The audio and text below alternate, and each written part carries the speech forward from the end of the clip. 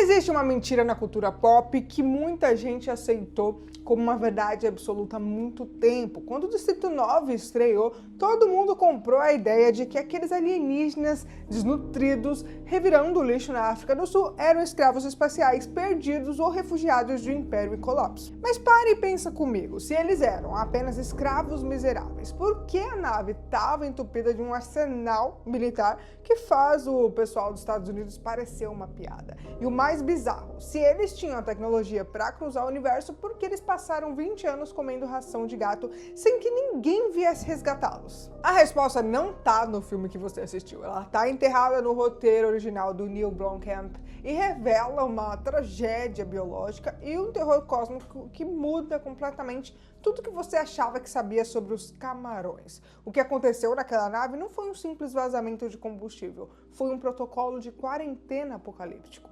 E hoje a gente vai abrir os arquivos confidenciais da MNU e a gente vai dissecar o roteiro original do Distrito 9, desvendar a hierarquia genética bizarra dessa raça alienígena e descobrir o porquê, no fim das contas, a Terra foi a verdadeira armadilha mortal para eles. Mas antes de começar, você já sabe, já deixa aquele like, se inscreve aqui no canal e também ativa o sininho das notificações para você ficar por dentro de tudo que eu for postando aqui. Então, bora pro vídeo.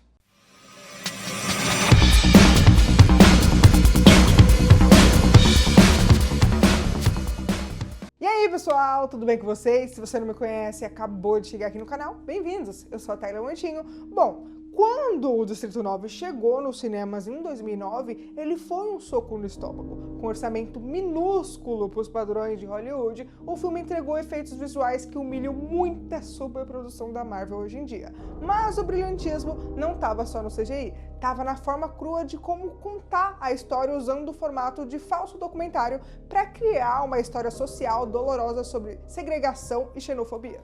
A gente acompanha a queda do Wykos, eu acho que é assim que fala o nome dele, eu sempre esqueço. É um burocrata engravatado que por acidente se contamina com um fluido alienígena e começa a se transformar naquilo que ele mais despreza. É uma jornada muito legal, porque enquanto a gente tá ali focado na mutação do Wykos e na fuga desesperada do alienígena Christopher Johnson, que por sinal, amei esse nome, tá?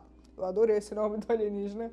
O filme deixou um buraco negro de mistérios flutuando sobre a nossa cabeça, literalmente. O grande problema é que a narrativa nos coloca sob uma perspectiva limitada dos humanos. A MNU olhou para aqueles seres e viu insetos gigantes e burros. O público, embarcando nessa visão, assumiu a teoria popular da internet de que a nave era um cargueiro de escravos e teve ali um motim ou um vazamento químico, e por isso eles eram tão irracionais. Mas pensa como um estrategista militar ou como um biólogo, se eles eram escravos irracionais, quem construiu aqueles trajes super tecnológicos e as armas? Como uma espécie tão dependente e confusa conseguiu codificar suas armas com bloqueios de DNA tão avançados que os maiores cientistas da Terra não conseguiram hackear em 2 décadas? Se a nave quebrou, onde estava o resto da frota? O mistério central do Distrito 9 não é como o Wykos vai voltar a ser humano, é o que diabos apagou a inteligência de uma raça capaz de dominar as estrelas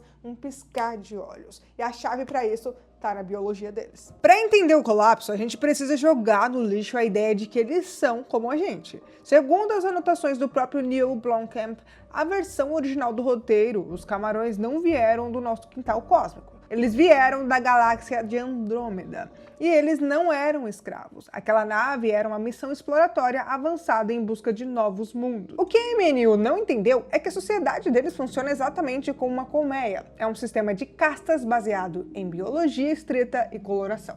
Uma analogia perfeita seria pensar neles como formigas ou abelhas, mas com uma tecnologia quântica. A evolução deles é fundamentada na desigualdade genética. Cada indivíduo nasce programado para sua função. Os de carapaça branca e azul são os servos operários, os faxineiros e babás. Os vermelhos e laranjas são a força bruta, os soldados e batedores. Acima deles, a gente tem a raríssima classe amarela, que atua como comandantes de campo. Então, a gente tem a classe verde, e é exatamente a essa casta que o Christopher Johnson pertence. Ele não é um rei, não é um revolucionário escolhido pelo destino. O Christopher é um engenheiro de manutenção. Ele é altamente inteligente, mas não tem a biologia necessária para liderar. E no topo dessa pirâmide existia a classe real, indivíduos roxos, rosas e até fluorescentes. A rainha, por exemplo, o cérebro da operação.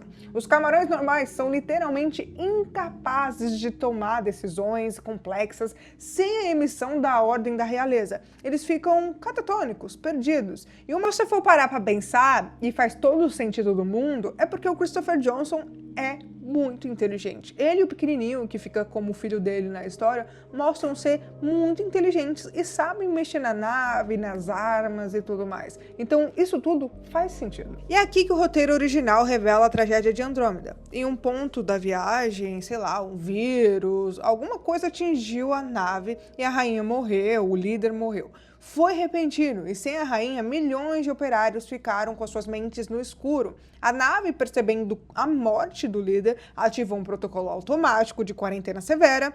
Como eles estavam extremamente longe da nave-mãe, e sim, aquela nave em Johannesburg era apenas um módulo de uma estrutura infinitamente maior, o computador assumiu o controle e procurou o planeta mais próximo daquela zona que eles estavam para não serem extintos. E esse planeta era a Terra. O clima da África do Sul também era ideal para eles. Mas o verdadeiro clímax da história está no fluido preto, aquele mesmo fluido que espirra na cara do Icos e transforma ele no alienígena. Ao longo do filme, a gente é levado a crer que aquele líquido é apenas um combustível altamente volátil, mas a genialidade do Blomkamp foi dar para esse líquido uma função dupla, agindo como cargas positivas e negativas de uma bateria biológica. Aquele biofluido não reescreve o DNA por acidente. Sabe um detalhe que eu achei muito interessante, bizarramente genial, revisitando toda essa história? A forma brutal e irônica como o Icos se contamina. Quando ele abre aquele cilindro e o fluido espirra direto no rosto dele,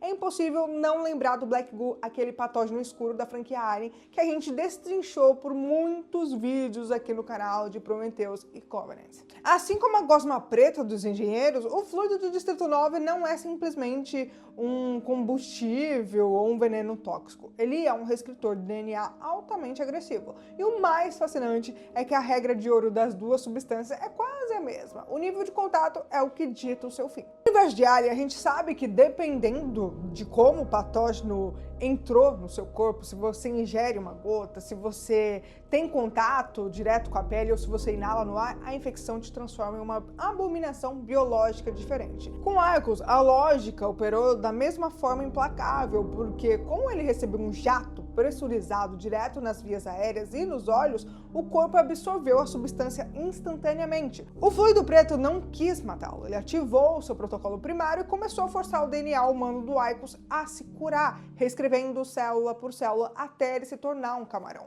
É aquele body horror maravilhoso e nojento que a gente sempre ama. É genial ver como essas duas franquias, filmes gigantes, usam o conceito de biologia avançada de fluidos misteriosos, como armas ali imprevisíveis do sci-fi e tudo mais. Gente, eu gosto muito dessa estética, é muito legal. A função primária dele, além de ligar as chaves da nave, é atuar como uma cura, um remédio biológico absoluto. Isso explica o desespero do Christopher. Durante 20 anos, ele passou peneirando o lixo de Johannesburg para raspar miligramas desse fluido de peças perdidas. E por falar em peças perdidas, lembra que as pessoas relataram que pedaços da nave caíram do céu no começo? Aquilo não foi uma falha mecânica. Pelo jeito, foi o Christopher. Ao ver que eles estavam encurralados sobre uma cidade humana sem combustível, ele sabia que as caças inferiores seriam massacradas se os humanos atacassem. Ele usou uma última gota de energia do sistema para ejetar o módulo de comando para o subsolo e soltar um arsenal de armas nos barracos. Ele literalmente armou a sua própria espécie para que eles tivessem alguma chance de defesa caso a humanidade tentasse atacar eles. O que a MNU tentou fazer com os embriões lá de humanos e ovos alienígenas nos laboratórios, falhando miseravelmente até o Icos se transformar. Mas aqui vem a parte mais aterrorizante da mitologia do Distrito 9 e a verdadeira conexão que justifica a urgência do Christopher voltar para o espaço. Por 20 anos ele usou os computadores humanos como gambiarras e o Christopher mandou sinais de socorro para o módulo mãe que ficou perdido no espaço sideral. Em 20 anos não teve uma resposta, nenhuma. Quando ele foge no final do filme, ele não está indo buscar reforços felizes. Existe uma chance real e sombria de que o vírus tenha varrido o módulo mãe também. A espécie pode estar morta, os esquecidos da Terra podem ser os últimos do universo. E você acha que o Christopher chegou na nave-mãe e encontrou um exército de resgate, ou ele encontrou um cemitério flutuante no meio das estrelas? Joga sua teoria aqui nos comentários e me conta se você gostou desse filme. A genialidade do Distrito 9 é que ele usa a casca de um filme em ação frenético, sabe? Com gore e tudo mais, para esconder uma tragédia cósmica e brutal. É uma obra onde os alienígenas não são conquistadores implacáveis, mas vítimas da sua própria biologia e de um universo que não aceita erros. As respostas do roteiro original provam que nada ali foi por acaso. A burrice aparente dos alienígenas era como se fosse um luto.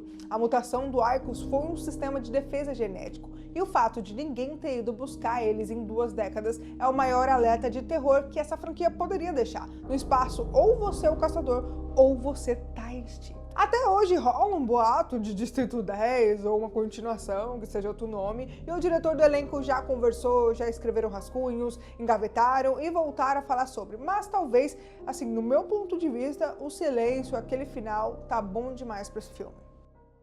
E se você gostou desse vídeo sobre o Distrito 9, já deixa aquele like, se inscreve aqui no canal e também ativa o sininho das notificações para você receber os próximos vídeos que eu for postando aqui para vocês. E olha, quer dar aquela ajuda extra aqui no canal? Vira membro, além de você ter um selo especial nos comentários e lives, o seu nome pode aparecer aqui nos próximos vídeos e além disso você recebe tudo em primeira mão. E não serei porque tem mais conteúdo insano esperando por você. É só clicar no vídeo e vai estar aparecendo aí na tela agora. E bom, por hoje é isso. Um grande abraço e até o próximo vídeo.